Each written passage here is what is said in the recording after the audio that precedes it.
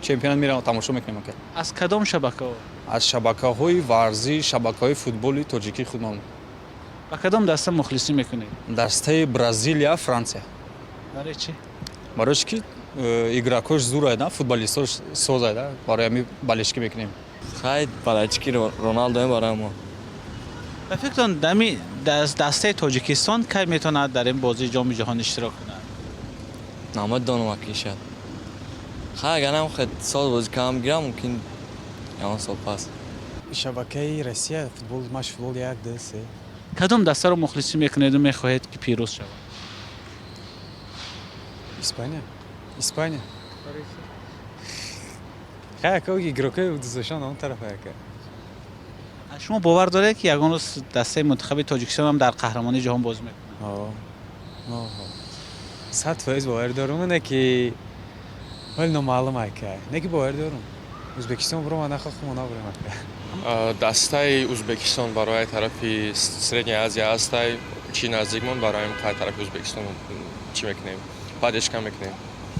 فکر کنم آیا دست تیم منتخب تاجیکستان هم میتواند که یگان روز در این مسابقه اشتراک کنه؟ اگر در نظر من اگر یگام چی باشد یگام ترینری شو بیوان ممکن باشه جواب من اوسون ترکم تا. خیلی گروکای نو باید بگیریم که.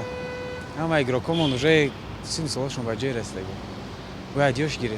Если Таджикистан найдет хорошего тренера. اگر تاجیکستان یگان مربی خوب پیدا کند شاید فرض کنیم چند پیش به زین زیدان درخواست روان کرده بودند به مثل همین یگان مربی معروف از اروپا دعوت کنند باشگاه‌های بیشتری تشکیل شود خوب می شود. ما بسیار فوتبال بازان با استعداد داریم اما به فکرم شرایط خوب نیست. اگر همین چیزها به نوبت گرفته شوند شاید شانس برآمدن منتخب تاجیکستان به جام جهانی فوتبال بیشتر شود. Чемпионат мира.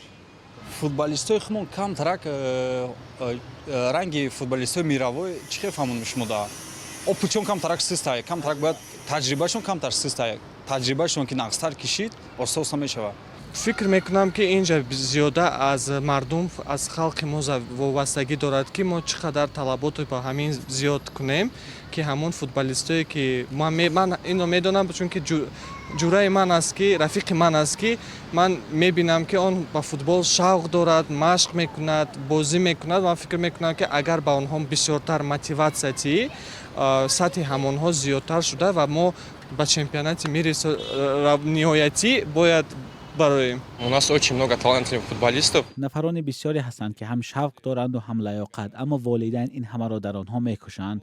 میگویند که فوتبال در تاجیکستان آینده ندارد مزد ناچیز است و هاکذا. به مثال در دیگر کشورهای اروپا یا آمریکا مخصوص مکتب‌ها وجود دارند که جوانان صاحب استعداد را جلب میکنند با آنها معاش میدهند و هر گونه سبکی‌ها. متاسفانه در ما همین گونه چیزها وجود ندارند.